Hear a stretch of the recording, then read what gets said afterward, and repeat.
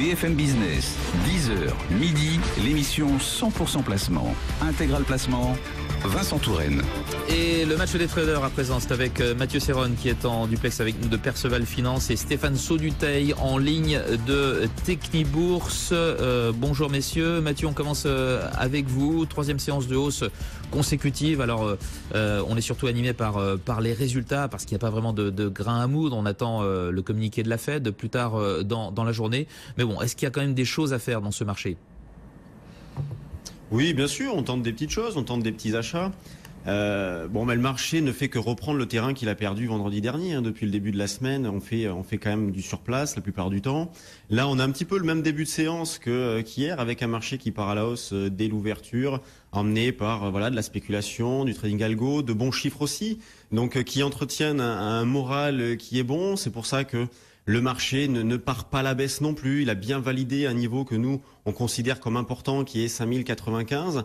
Donc tant que le marché tient au-dessus de ce niveau, eh bien, on travaille principalement à l'achat, même si c'est vrai que le billet en cours tend vers le neutre. Mais moi, je continue à dérouler un billet plutôt haussier tant que le marché tient au-dessus de 5095.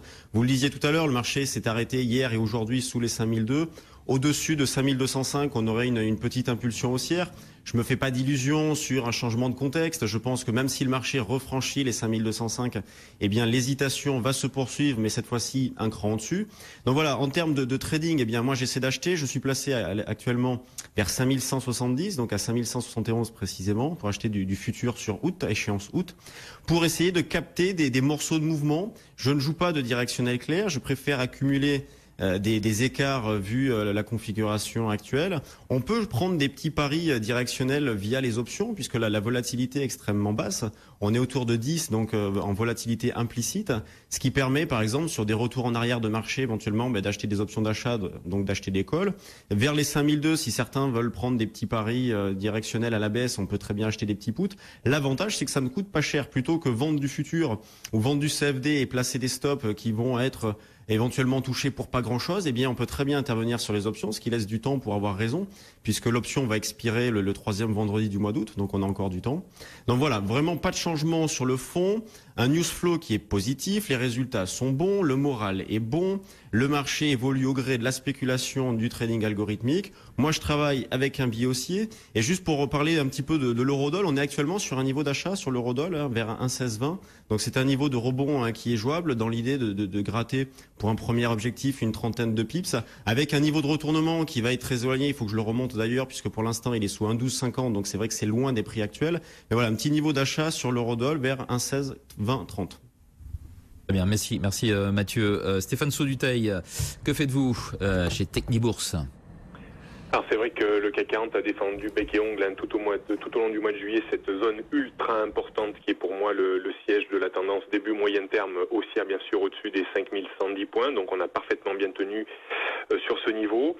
C'est vrai qu'on regagne, comme le disait Mathieu, le terrain perdu la semaine dernière. Alors on arrive sur un niveau un petit peu important autour des 5200 points qui est pour moi une zone de démarcation entre mini biais haussier et mini biais baissier.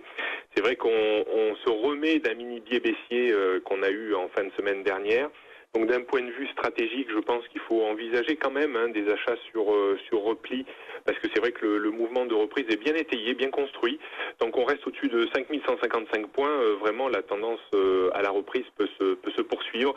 Alors acheter sur les niveaux actuels, c'est un peu compliqué parce qu'on est juste sous un niveau de résistance. Donc mieux vaudrait attendre un petit repli. Alors ce repli, j'ai un peu les mêmes niveaux que Mathieu également, idéalement vers les 5170, 5180 points.